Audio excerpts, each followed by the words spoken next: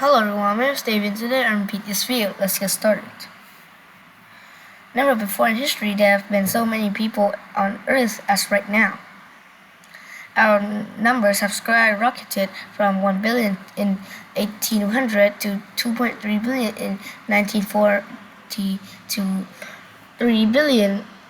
3.7 billion in 1970 and 3.7 billion in 2016. The world population increased fourfold the last century, so what can we expect on the next century? What does population growth mean in our future? Will there be mass migration, overcrowded slums and mega cities, growing continents, disease and population, chaos and violence over energy, water and food? As human species only focus on sustaining itself? Will population growth destroy our life, or is this prophecy an underground panic?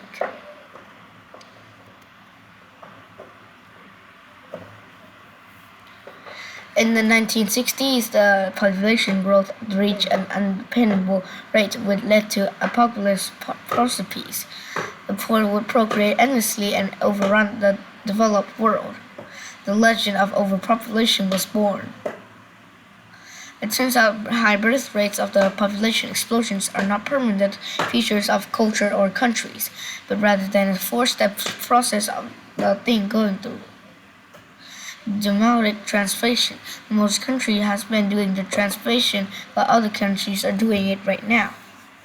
Let's go back to the 18th century, when the entire world, including Europe, was the first stage of demographic transition. By today's standards, Europe was worsen off, developing region suffering from forced sensation. A lot of people were born and they just still died just as fast, so population hardly grew. Women has 4 to 6 children, but only 2 would reach adulthood. The industrial revolution happened in the UK and brought the greatest change of human living conditions since the agricultural revolution. People went from being pleasant to workers. When goods were mass and produced widely became available, scientists flourished and advanced transportation, communication, and vaccine medicine.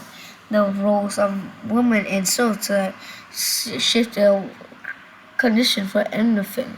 Slowly, this economic progress would not only to create middle class but also raise standards of living and healthcare. The second transition is getting started. Better food supplies, hygiene, medicine meant everybody stopped dying all the time, especially so at a very young age.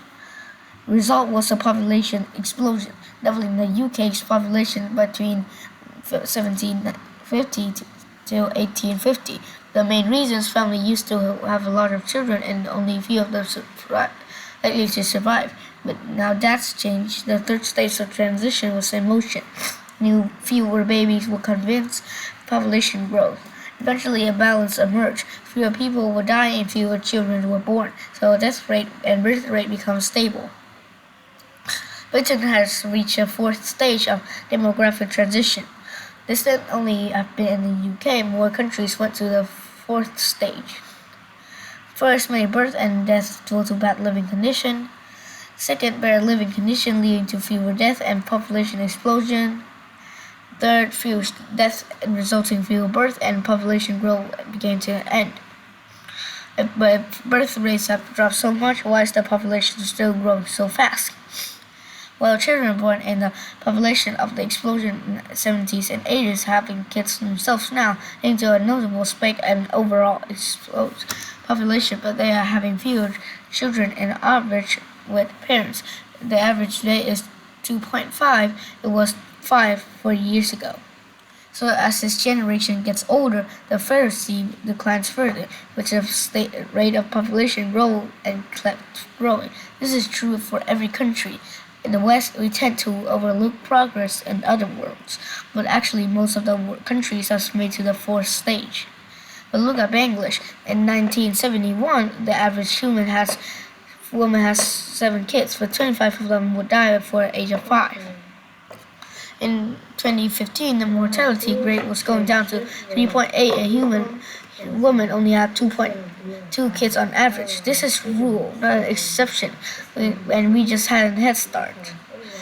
It took developed countries about 80 years to reduce fertility from more than 6 children to less than 3. Others catching up fast. Malaysia and South Africa only did it in 34 years. Bangladesh just took 20. Ireland managed it in 10 years. All these countries catching up didn't have to start from scratch, and the more support they get, the faster they catch up. This is why programs help lower child mortality and help for a nation develop are so important. So no matter what your motivation is, whether your dream is world to make all people live in freedom and wealth, or just fewer regions, the simple truth is it's beneficial for personal if humans on the other sides of the globe have a good life. And we're getting there, and the percentage of people living in extreme poverty has never been low as today. So the future of global growth is not a policy, it's a promise. Population growth will come to an end.